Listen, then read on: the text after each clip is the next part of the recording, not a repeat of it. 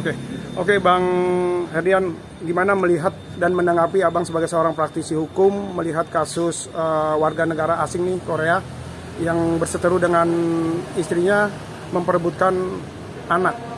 Nah, Abang melihatnya seperti apa Bang? Dan ada ikut campur juga yang disebut pelakor lah, bisa dikatakan seperti itu.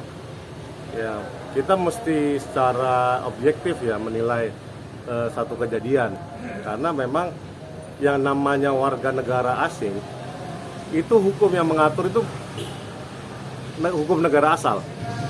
Contoh, ketika negara asing itu misalnya Singapura atau Korea, berarti yang mau mengatur hubungan privat antara mereka berdua dan aturan-aturan hukumnya itu adalah hukum di negara asal.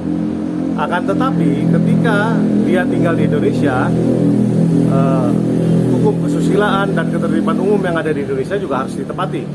Nah, makanya apakah ada pelanggaran hukum atau norma-norma hukum yang dilanggar oleh warga negara asing itu di Indonesia? Nah, kalau melihat dari perkara yang dari cerita dari yang video yang viral itu, kita bisa tanggapi sebetulnya ini kita nggak bisa ikut campur di hubungan privat antara orang dua asing, ya. Kedua orang ini kan warga negara asing, kita nggak bisa ikut campur. Tapi ketika ada warga negara Indonesia ikut campur dan berusaha memihak salah satu dari warga negara asing itu, ini yang mesti dicermati, dia punya legal standing atau tidak. Nah, ketika tadi disebutkan ada pertanyaan bahwa sebetulnya anak ini di bawah umur dan anak ini sebetulnya masih ASI sama ibunya, tapi dirampas oleh orang Indonesia. Nah, ini mestinya Kepolisian Republik Indonesia bertindak, karena kan ini kan perampasan hak. Artinya bisa dikategorikan perampasan kemerdekaan, artinya bisa dikategorikan penculikan. Nah, ini menurut pendapat saya, ini deliknya delik umum. Artinya tidak perlu ada laporan polisi untuk menindaklanjuti dari video yang viral ini. Seharusnya Kepolisian Republik Indonesia, terutama Polda Metro Jaya, atau yang lagi viral ini kan ada Jatan Ras ya, mungkin dia harus bertindak ya, karena Direktorat Tindak Pidana Umum mesti bergerak cepat menengahi masalah ini, karena yang mengambil anak itu bukan yang punya hak. Walaupun katanya oleh suaminya katanya saya sudah memberikan hak, tapi dasarnya apa? Legal standingnya kan nggak ada hubungan hukum antara si warga negara asing dengan warga negara Indonesia ini yang merampas anak dari istrinya warga negara asing.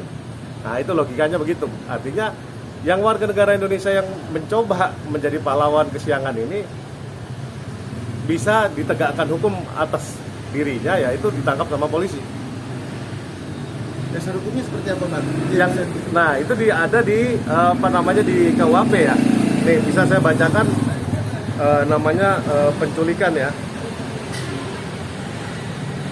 Di KUHP.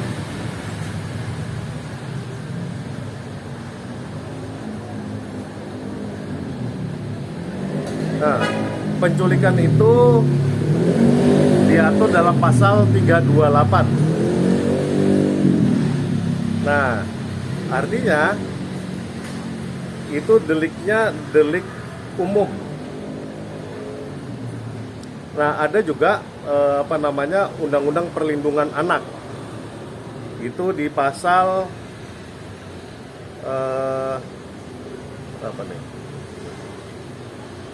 di Undang-Undang Nomor 23 tahun 2022 dan perubahannya dalam Undang-Undang Nomor 35 tahun 2014 dan Undang-Undang Nomor 12 tahun 2016.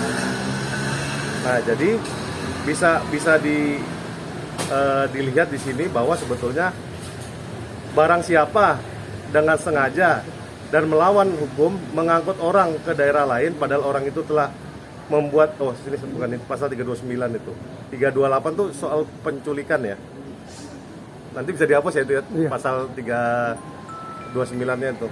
Karena terus terang itu clear bahwa kalau dia mengambil anak bukan bukan haknya, itu ada pasal KUHP-nya kan gitu.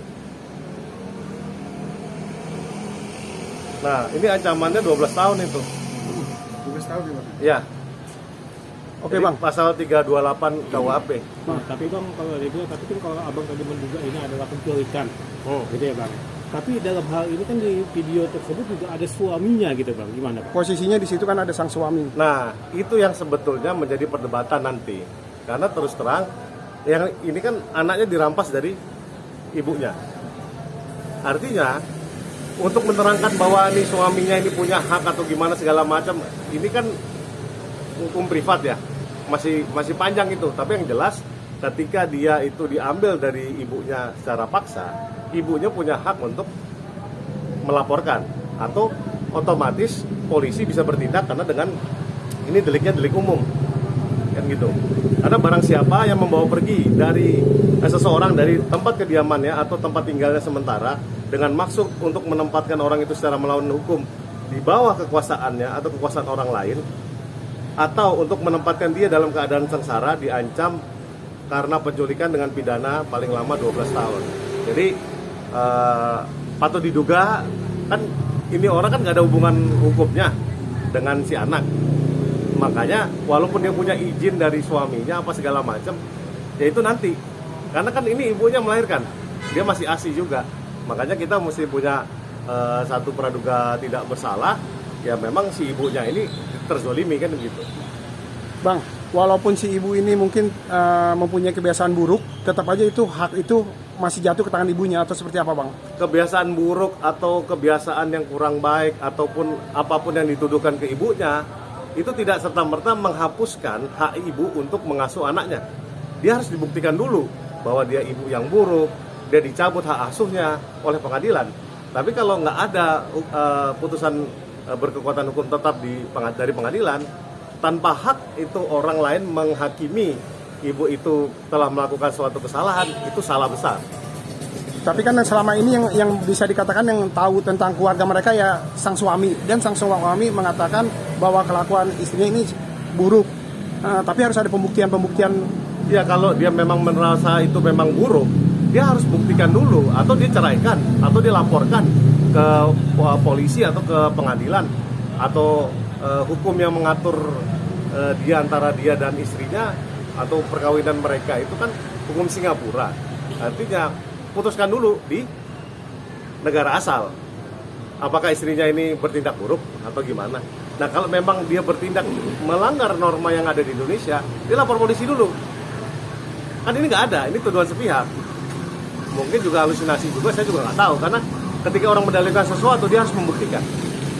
Tapi dengan keluarnya video dari anak-anak mereka sendiri itu Bang, bisa dijadikan alat bukti nggak sih Bang?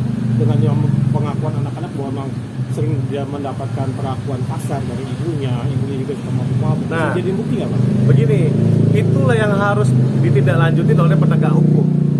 Nah, mungkin P2TP2A sebagai garda terdepan untuk pelaksanaan Undang-Undang Perlindungan Anak itu wajib menindaklanjutin video-video ini.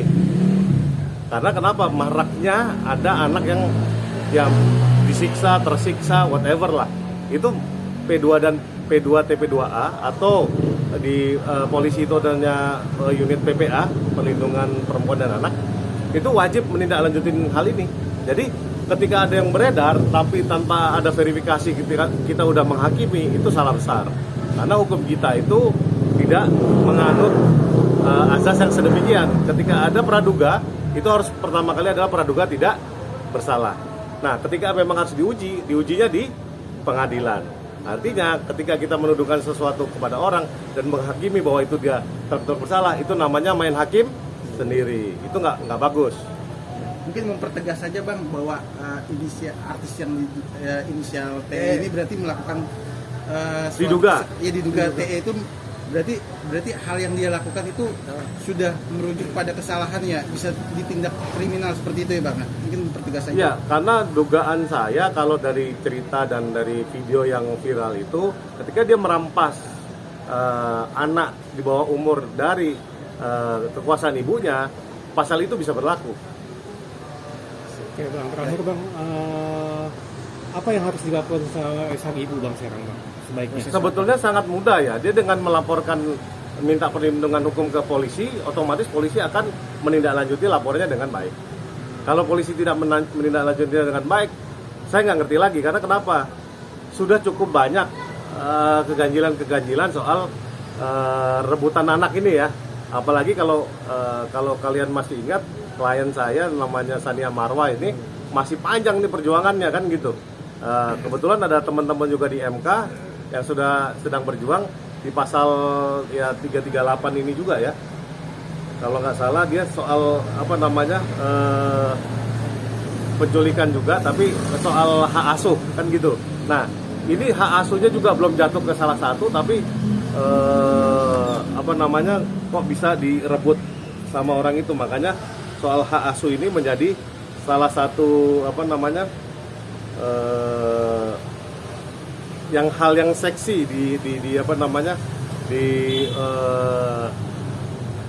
diuji di MK di pasal di KUHP itu. Karena kalau ayah dan ibunya kandung itu, kalau dia merampas walaupun dia nggak punya hak asuh, tiba-tiba pasal itu dimandulkan sama polisi bahwa kalau dia ibunya kandung atau ayahnya kandung walaupun dia tidak punya hak asuh, walaupun ibu atau ayahnya itu menang hak asuh, itu nggak berlaku kalau misalnya yang ngambil itu ayah atau ibunya kandung. Nah ini lucu.